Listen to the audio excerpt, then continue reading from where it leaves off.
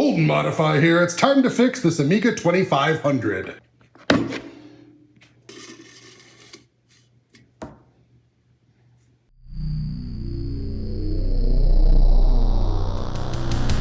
This computer will rule the world.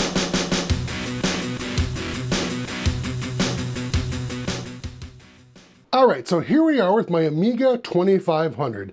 And yes, I know, fans of Hold and Modify, you do put up with a lot of stuff from good old Q, the guy behind the camera here. And those of you that are familiar with this channel know that the 2500 has been quite the adventure, ups and downs. It ended on an up, and then for some reason became a down again. The last video I made, well, the second to last video I made, the last video I made, if you haven't seen it, oh, it's been quite the hit. The second to last video I made, well, it was working when it wasn't supposed to, and then at the end of the video, it died. I am suspicious that it's something as simple as the fact that the accelerator card in it, which is a progressive peripheral and software 16040, I think, and some of you folks that are familiar with Amiga, I think it's just because there's too much pressure on the slot, and that if I pull the case off and let this 2500 breathe free, we could probably do some tests on it and it won't crash. That's my theory. All right, so what I'm gonna do is pull the case off. We're gonna see what happens. And now look, in a worst case scenario, I can pull that PP&S card out of there and put the original Commodore 68030 card back in it. Do I wanna do that?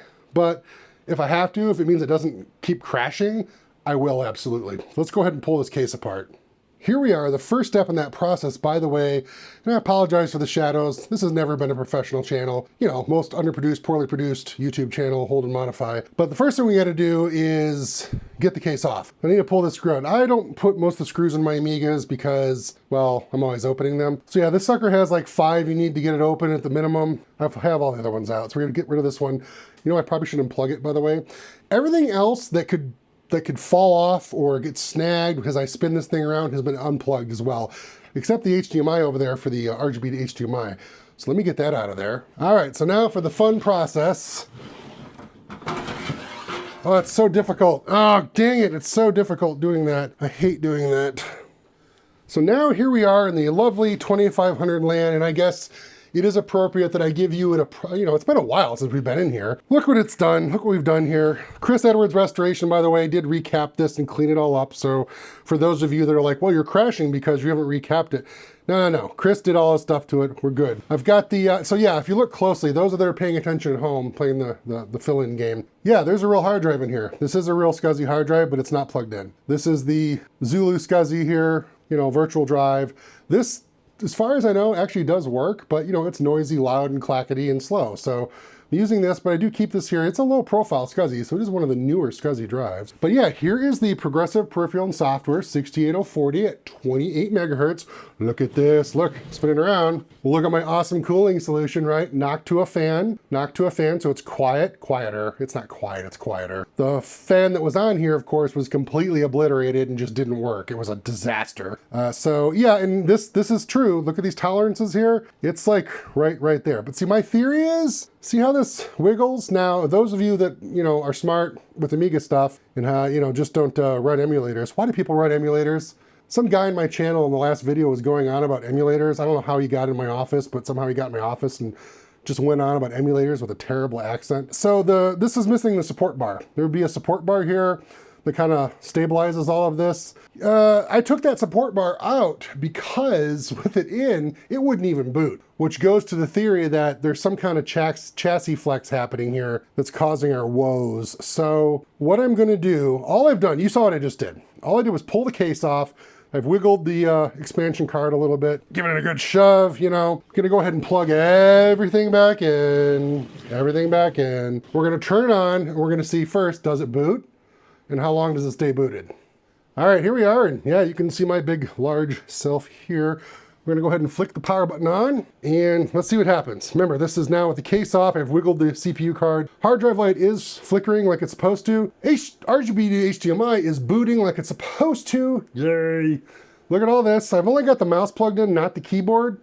Oh, instantly a software failure. So that's a problem. And by the way, this monitor is only on the power supply. It's not leaning on the chassis. So that software failure you saw at boot, that's actually fairly normal for this 2500. I have a theory that it's related to the 3.2.2.1 ROMs that are in it. It's kind of my running theory, by the way. So yeah, if I had a keyboard, I could do the three-finger salute, the Amiga style, but I usually don't have to. Just clicking the button through, it'll come through, and here we go, we're booted. And yeah, we have all our memory. So the first thing we're gonna do, we wanna see now, how long will this run? The last video was only, I don't know, 9 minutes or so. We're not gonna run for 9 minutes waiting for it to crash. I'll edit the video, of course. My point is I just wanna beat it up a little bit. Now I don't have my network cable plugged in, so I can't do eyebrows, but let's go ahead and do some things that'll beat on the processor a little bit. We'll do the standard sysinfo. Let's go ahead and, I love this though. With this card, this progressive peripherals and software card, look at all the stuff that's on. All the caches are on, the burst is on, look at everything. How many videos do you watch where like, you know, all this stuff just, it isn't on? Why isn't it on? I don't know. 60 to 40, blah, blah, blah. Okay, well, I'm bragging, but everything's turned on. The MMU is not on. Why? I don't know. 3.2.2.1, why is it not on? I have no idea. Leave a comment below. I don't know what's going on. Let's go ahead and click speed. Again, what we're trying to do here, we're trying to make it crash like it did in my second to last video. So 21 MIPS, 5.32 MFLOPS, pretty darn good, 20,000. Hit the old expando button. Yeah, I mean, this is good, right? This is not bad. Let's go to boards. What do you got in here? So here's all the stuff that shows up. We've got the lovely, well, the PPNS shows up twice. Those of you that are smart know why. Okay, there's the 4 meg expansion jumper. The initial probably, what, 64K from, what is that for? The iComp, which is, I don't know. And then, uh-oh, wait a minute. Mouse is frozen. Mouse is frozen, folks. We have a frozen mouse. Oh! There's no power light flashing though. There's no power light flashing, just a frozen mouse. We are dead. We are dead. So what I'm gonna do, let's go down here. What I'm gonna do is I'm gonna pull this card out and we're gonna be in just raw 68,000 mode, okay? Because it does have the 3.2.2.1 ROMs in it, it'll still boot, it'll still see the hard drive. But we're gonna pull this out and it's gonna be slow Amiga. So let me do that. All right, so we're gonna go ahead and yank this card out. I've got the screws that were holding it in there. Be very, very gentle. Don't have to rip on it, don't have to torque it. Don't pull by the SIM sockets for sure. Oh, okay. So I got the fan plugged in here. Got to get this unclipped. Now, one of the things I'm curious about, so this progressive, I'm gonna just call it the PPNS card. I'm tired of saying that whole name. This has original factory Amiga era memory in it, okay? But if you look closely, can you see this? There's purple sticks in here. These purple sticks are modern new era reproduction memory. Now, those of you are like, oh, Q, that's probably what it is. And you know what? It might actually be what it is. There's jumpers you got to set to activate all this stuff. There's custom software you have to install. By the way, now that I pulled this card out, I'm really curious what's going to happen when I boot. I may need to actually do that selective startup or something. I don't know, because it runs special software to access this memory. It does like remapping and stuff. I don't know. It's magic and faith healing. I don't have no idea what's going on. But one of the things I could do, of course, if I pull this card out, we turn this on and then it works slowly, of course. I could pull this aftermarket memory out and see what happens. Now this gave me 32 megs of RAM. And I was like, yay, 32 megs of RAM. You know why I did that? Because an empty slot is what? Everyone together, an empty slot is an unhappy slot. So we wanted to fill them all. And trying to find original memory for this was just hard at the time, at least. I could not find it. I put these new ones in there. But I can pull them out, it's fine. Don't worry about this. If those that are seeing this, don't worry about this. It's a non-player. All right, so let's see if this boots and stays booted. Okay, so now here we go. I'm not even gonna rest the monitor on it this time. So for those of you that might be freaked out that even the power supply, that sucker is solid though. I mean, it doesn't move. And this monitor is one of these new monitors. This thing weighs nothing. And it like, one of my poos weighs less than this. Okay, let's turn it on. Again, this could be a complete disaster because it's got startup software designed to recognize that expansion card. No idea what's gonna happen. Let's see here. There's the RGB to HDMI. It's booting. Hard drive light's flickering like crazy. It's a good sign. Also, yeah, some have mentioned, well, is your buffers and your hex on your hard drive set correctly for this, you know, SCSI to Zulu SCSI thingy? Yeah, it is. So it's not that. Hard drive's going ballistic, but remember, we're at 68,000 now at like 7 megahertz, so it's gonna be slow. And we're gonna crash because, oh, right, we're gonna crash. So we're gonna crash for a lot of reasons. We've got this card, which has like 4 megs of RAM on it from GVP, but there's that startup software I was telling you about to make it work with the PP&S card. So this could be causing problems here.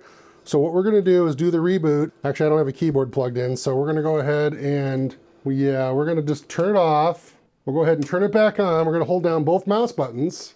Okay, so we're gonna go down here, boot with no startup sequence without it freaking out. We could still run out of memory though, just depending on how things are set up. And I'm gonna need a keyboard because, all right, let me go get a keyboard. I'll be right back. All right, I now have a keyboard. Let's try this again.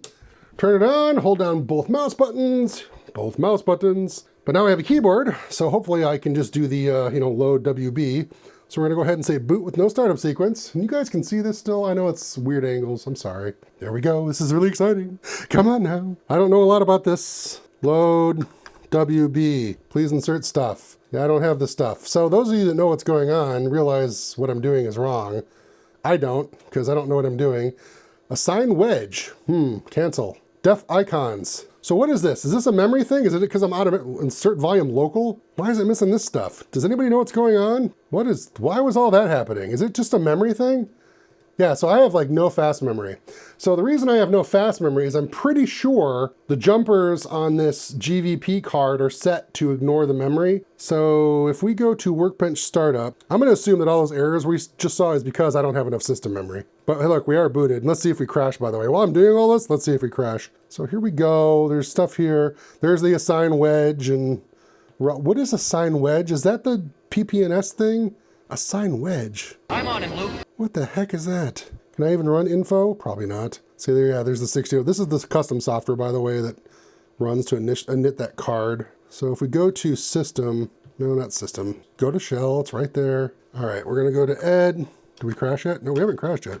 Ed as startup sequence, not enough. I don't have enough memory. Are you kidding me? Oh gosh. So we're gonna go to old. We're gonna take all this stuff, put it in here. So we're gonna get rid of all that. Okay, so we've emptied the Workbench startup, at least. Go ahead and reboot, 3-finger salute. I'm not gonna hold down both mouse buttons this time. I wanna see if that's enough to bypass all the BS. We'll see what happens, maybe not. I'm guessing there's probably some startup sequence assigns or user startup assigns that are in here for that PP&S card. Also, Workbench 3.2.2.1 uses a lot of memory. And I've got a big hard drive in this thing. It's got buffers set, so yeah, you never know. Yeah, same damn thing. Boot without a startup. All right, so we still have it's all chip memory based. Yeah, so let's see if we can at least launch shell this time. Add s start up. Okay. Yeah, so there it is. Okay, we're gonna rem that out. That's just the Workbench. This is the new Workbench stuff. Okay, we're gonna do ed. Let me just check the user startup just in case. Too crazy, toaster, MUI. Well, MUI does take up a bunch of memory though. Roadshow, yeah, it takes up memory too, by the way. Okay, so let's go ahead and try and reboot and see if we can actually just boot. Go Amiga 2500, go Amiga 2500, go! No? No, okay. Hey, well, we got a different boot error that time. We got a software failure. That's great. That's just awesome. It's trying to boot again. The hard drive light is flickering like mad. I only have one camera, so I can't like do multicam and show you what's going on, but it is flickering like mad. And we're gonna go once again. So in boot options, what do we have here? Not really anything else I can do. Update ROM modules. I mean, we could do the trace. The trace would actually tell us where it's failing. First, let's do this. Let's just do, instead of doing update ROM modules, let's not do that. Let's just do this and see what happens, just to see. Again, I don't know what I'm doing. You could be like, Q, this is not gonna make any difference. But yeah, okay, it didn't make any difference. All right, so let's go ahead and reboot, hold down the old buttons again, and let's go to trace to find out if we can find out where it's gonna die, boot. Okay, so it wants to execute the exec library version 47, delete, escape. Yes, if warn, yes, version strap, yes, yep. Sure. Nvark. Oh, here we go. Nvark. Nope. Okay. Bunch of stuff. Yes. This looks really standard. Nothing weird. Rex. Fail at. Yeah. Printers. Mondriver. Okay. Language. AMI SSL. Network startup. Exciting. Load Workbench. And then it crashes. We'll go ahead and reboot again with the mouse buttons down because I just want to try and get us into, I think this could all just be because I don't have enough memory. I think that's what this is. Now, one of the things I could do is redo the jumpers on this GVP card so that the memory works. So what I'm going to do next, because this is a dead end loop here. First off, I need, I could obviously just set the jumpers on this GVP card and tell it to start using the memory again, but I don't remember the jumper settings for this. I wasn't prepared to make this video. When has this channel ever been about me being prepared? Never. I don't know what to do for that, but what I do know is I could pull off the, suspect RAM from the PP&S card and just plug it back in. So yeah, here we go, we're this far. Now the problem is, like, if I go to Workbench, and I probably don't have enough memory to even launch sysinfo. This is so hilarious. How awesome is the Amiga operating system though, with like no memory, it can just even try to operate. Let's go to 2-color mode. It has no memory. Stuff's not even mounted that it needs. Yeah, there's no way sysinfo is gonna run, but it's trying. We got 200K, 300K left. All right, so I'm gonna pull off the suspect memory from the PP&S card, plug it back in. Let's see what happens. I'm probably gonna have to drag over those Workbench startup things again and fix that set patch. So I'll reboot again and reactivate all that stuff. Okay. All right, so I could not get the memory out of this PP&S card. The sockets are completely just fragile and gross and I can't touch them. So what did I do? I had to toss this card to the side and I went ahead and plugged in the original Commodore 68030 card with like 2 megabytes of fast memory on it, or 4 megs of fast memory, I think. I don't remember. I didn't RAM out any of the 68040 or Workbench startup things, so I don't know if it's gonna boot or not. Those things were all left over from when the that card was in there. So it's, oh no, it did boot. Okay, so yeah, there we go. It did boot. Sure enough, yeah, 1 mega chip memory, we got like 2.4 megs, so yeah, 4 megs. So here's the deal, the Commodore card has like 4 megabytes of memory on it. The GVP card has like 4 megabytes of memory on it, but as I said, the jumpers on the GVP card are set to be off, so we're not gonna see that. But now that we have enough memory, yes, we're booted and it doesn't freak out. That's good. And yes, by the way, if we go to Workbench, go to Workbench Startup, I put all that stuff back in here, so all this stuff is in here. And yes, in the system startup, the startup sequence, I did unrem the init 68040 command, but because the card's not in here, it just ignores it. So here we go. Let's go back over to good old sysinfo. And by the way, this Commodore 68030 card that came with the Amiga 2500 originally is just sitting in here without being locked down with a screw. So I'm trying to be very, very careful because it is a really wobbly card. But yeah, as you can see, 68030, 6882, look, our MMU is in use. Lost our data burst.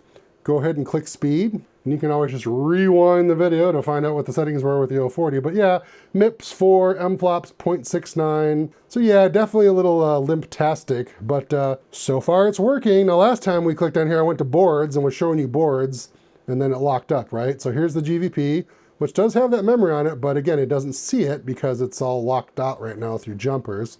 But we have not locked up yet. That's a good sign. We'll go ahead and go to memory. And yeah, there's the 4 megs from Commodore.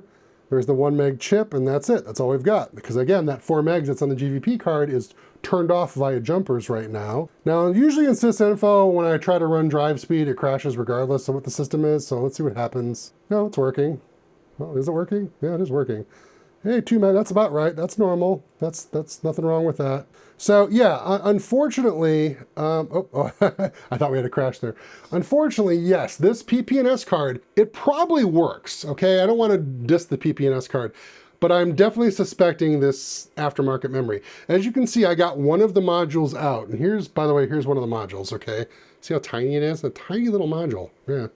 I got one of the modules out, but these little flexy things you're supposed to squeeze to get the memory sticks out, they don't move. They're so brittle and they're so stiff. I don't even know how I got these things in here in the first place, because you have to pull all the originals out to get these in here. There's no way.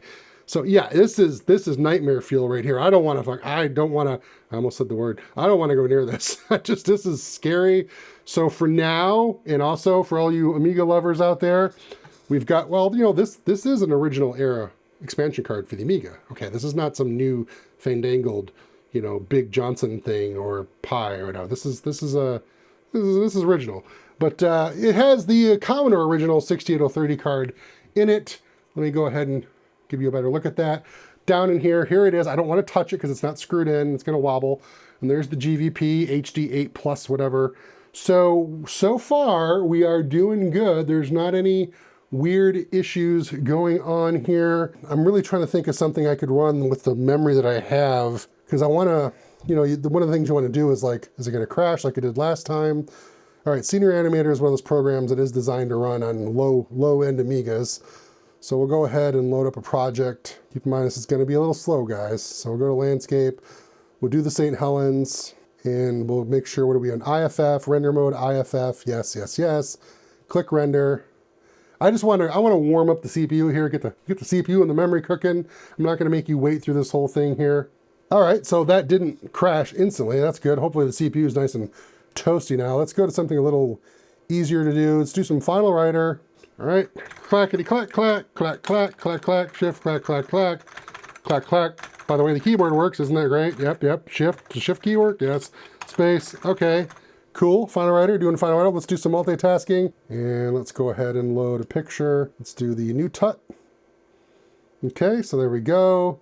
Look, oh, yep, you're good. That was a little RGB to HDMI flicker there, right there. So RGB to HDMI is really awesome, but it's not perfect.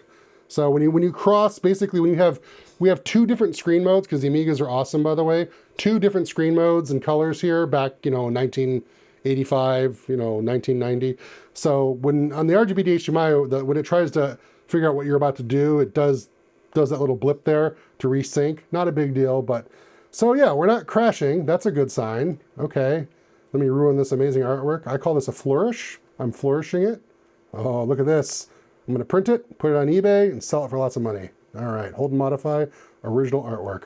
Go over here, got Final Writer still going, not crashing.